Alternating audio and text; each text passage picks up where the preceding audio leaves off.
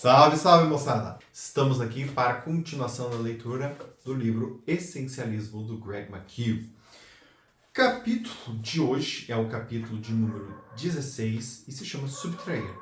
Produza mais removendo obstáculos. Começa com uma frase interessante do Lao Tse. Para obter conhecimento, acrescente coisas todo dia. Para obter sabedoria, subtraia.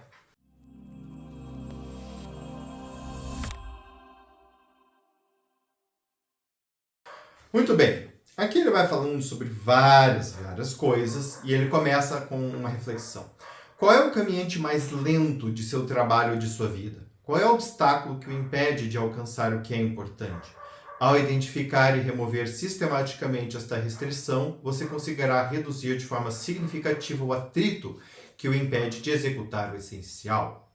Mas não se pode fazer isso de maneira aleatória.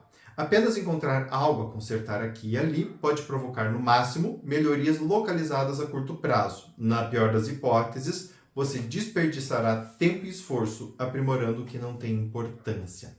Então aqui ele faz a distinção do não essencialista e do essencialista. O não essencialista empilha soluções fáceis, rápidas. Já o essencialista é aquela pessoa que remove obstáculos ao progresso.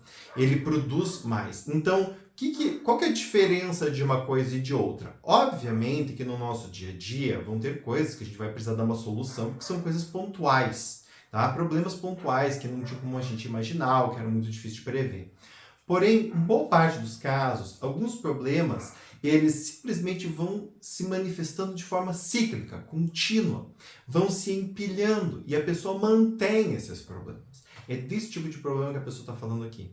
Problemas que não apenas se repetem, mas que atrasam muito a vida e a pessoa mantém dando a mesma resposta disfuncional que mantém o problema.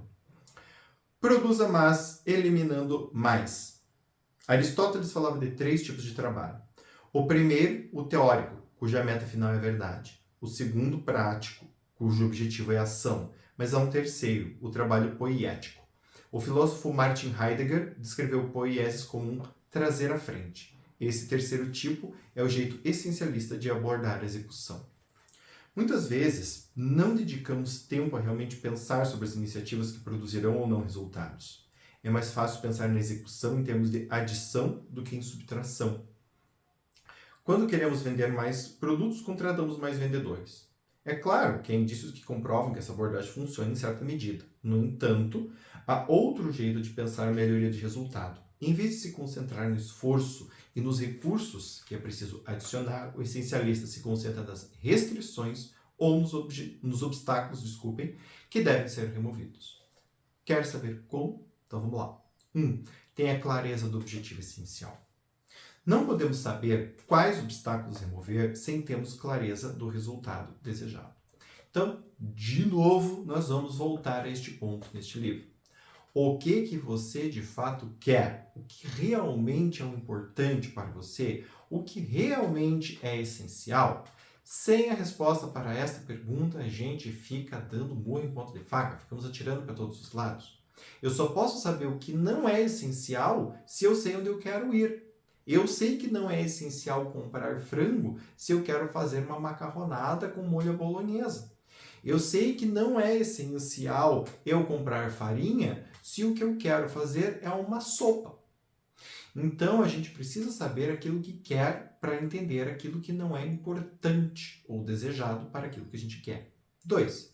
Identifique o, entre aspas, caminhante mais lento.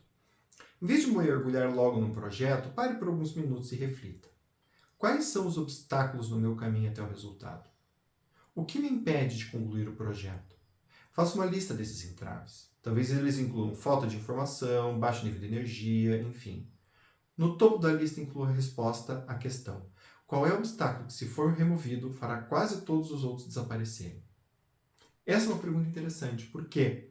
Porque muitos obstáculos eles são consequências de um obstáculo maior. Qual é o alvo do essencialista? Este.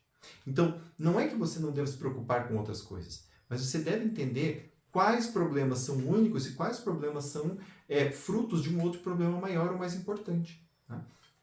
Por exemplo, lá, pagar as contas, né? Às vezes a pessoa foca em querer pagar as contas, mas em não em diminuir as despesas.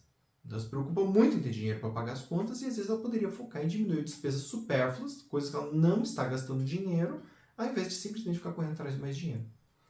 É comum haver múltiplos obstáculos no caminho de todo objetivo essencial. No entanto, a qualquer momento, há apenas uma prioridade. E remover obstáculos arbitrários pode não fazer efeito nenhum se o obstáculo primário não se mexer. Tá? Então, é exatamente sobre isso que ele estava falando. Às vezes a pessoa se mexe para resolver outras coisas, mas não a coisa que de fato é essencial, o problema essencial. E 3, remova o obstáculo. Digamos que seu caminhante mais lento seja a obsessão por fazer um relatório perfeito.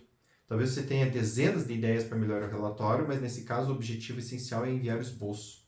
Portanto, para remover o obstáculo, é preciso substituir a ideia. Isso tem que ficar perfeito, senão, por concluído é melhor do que perfeito.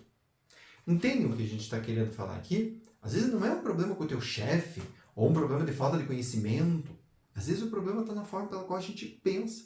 E fazer pequenos ajustes nisso pode fazer toda a diferença. O caminhante mais lento pode até ser outra pessoa, o chefe que não autoriza o projeto, o departamento financeiro que não aprova o orçamento, ou o cliente que não assina o contrato.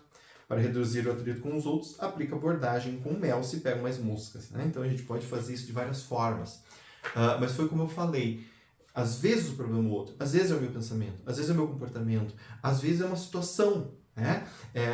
Global da empresa, às vezes a situação está simplesmente na maneira pela qual eu opero uma determinada tarefa. De qualquer forma, o ponto é, o obstáculo mais importante é aquele a partir do qual as outras restrições ou ficam muito mais fáceis ou junto com ele somem.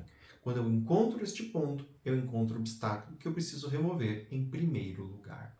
Espero que vocês tenham gostado desse capítulo. Ele é relativamente curto, mas ele é curto porque ele envolve muito mais reflexão sobre a tua prática do que um grande conjunto de conhecimentos. Espero vocês nos próximos capítulos.